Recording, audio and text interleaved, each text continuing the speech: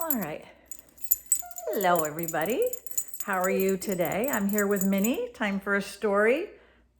Minnie's not too excited that I picked her up because she was having a little nap. Oh, she's going to go back to her nap. All right. Bye-bye, Minnie. All right. The story that I have today is called The Story of Ferdinand. And I can remember this book from when I was growing up, and I really loved it. And it's interesting that they're still publishing it. It was written in 1936, and so it would even have been around when my mother was growing up and my father. So this book has been around for a long time, and I think that you'll really enjoy it. It's the story of Ferdinand. All right, let's get started.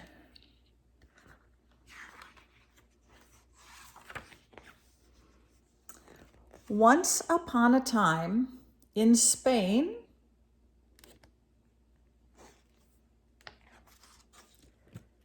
there was a little bull, and his name was Ferdinand. There's Ferdinand. He's just a baby at this point, just a baby.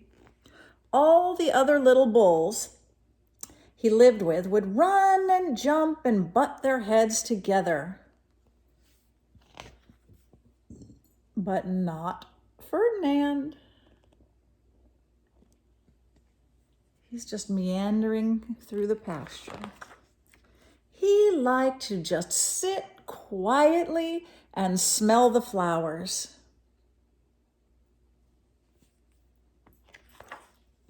He had a favorite spot out in the pasture under a cork tree.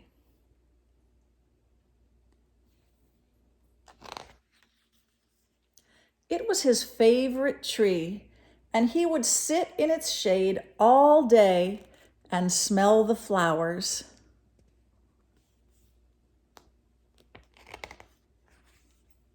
Sometimes his mother, who was a cow, would worry about him.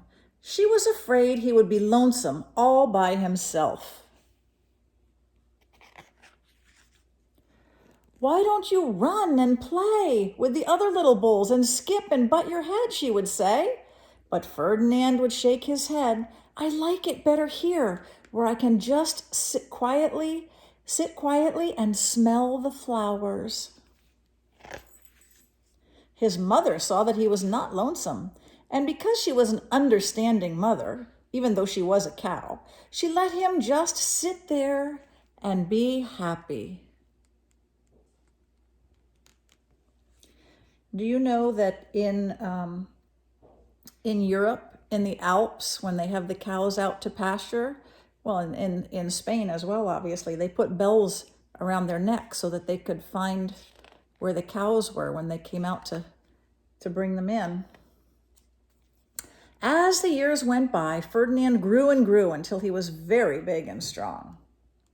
Oh, look, this is how tall he was when he was 1 week old, 3 months, 1 year, 2 years old.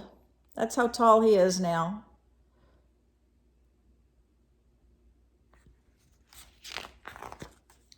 All the other bulls who had grown up with him in the same pasture would fight each other all day. They would butt each other and stick each other with their horns. What they wanted most of all was to be picked to fight at the bullfights in Madrid.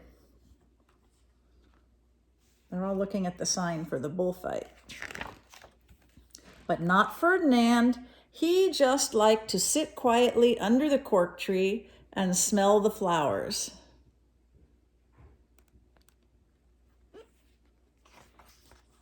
One day, 5 men came in very funny hats to pick the biggest, fastest, roughest bull to fight in the bullfights in Madrid.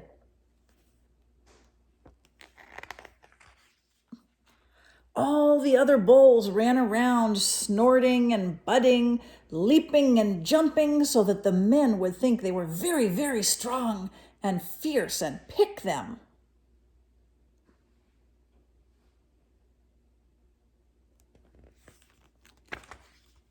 Ferdinand knew that they wouldn't pick him, and he did not care. So he went out to his favorite cork tree to sit down. He didn't look where he was sitting, and instead of sitting on the nice cool grass in the shade, he sat on a bumblebee. Uh-oh, what's gonna happen? Well, if you were a bumblebee and a bull sat on you, what would you do? You would sting him, and that's just what the bee did to Ferdinand. Wow, did it hurt? Ferdinand jumped up with a snort. He ran around puffing and snorting and butting and pawing the ground as if he were crazy. The 5 men saw him, and they all shouted with joy. Here was the largest, fiercest bull of all, just the one for the bullfights in Madrid. He's running around like crazy, so they think, oh, he must be a really good fighter. So they took him away for the bullfight in a cart. Oh, she's going in a cart.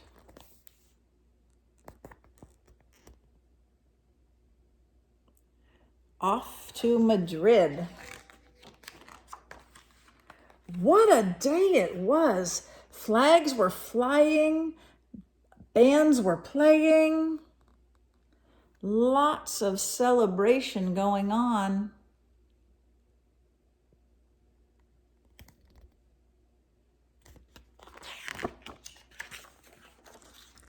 And all the lovely ladies had flowers in their hair.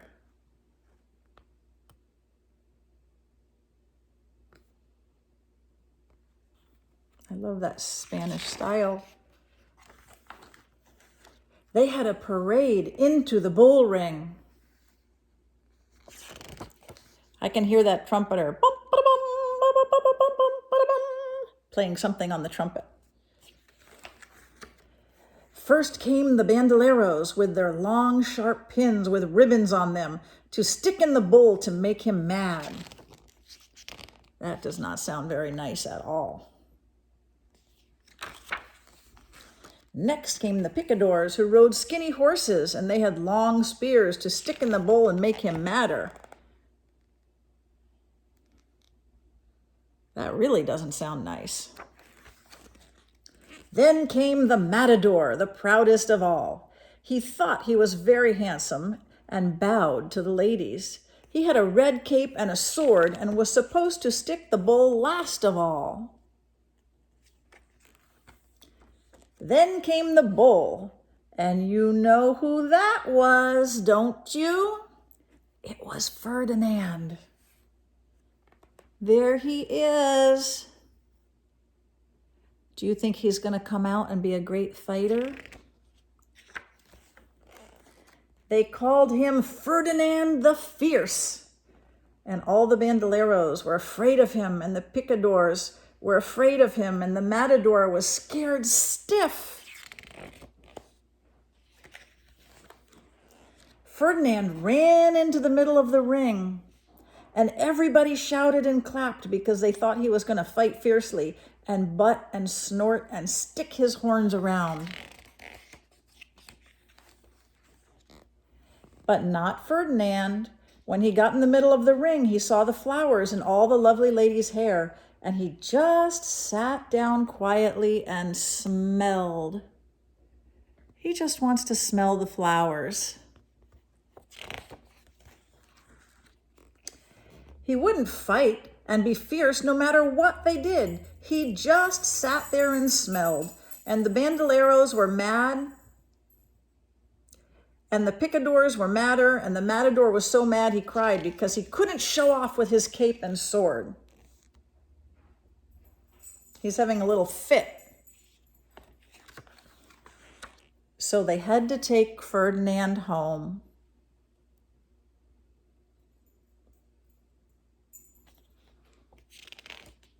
He was a failure at fighting in the ring because he's such a peaceful bull. And for all I know, he is sitting there still under his favorite cork tree, smelling the flowers just quietly. He is very happy. The end. I like this story because Ferdinand is very peaceful, and when there's chaos going on all around him and people wanting to stir up drama, he just doesn't let it get to him, and he does his favorite thing, which is to sit peacefully under a tree and smell the flowers. So if there's craziness going on around you, just sit under a tree, outside, smell the flowers, relax, and be the person that you want to be. All right, everybody, I hope you enjoyed today's story, and I'll be back again soon with another story. Bye-bye.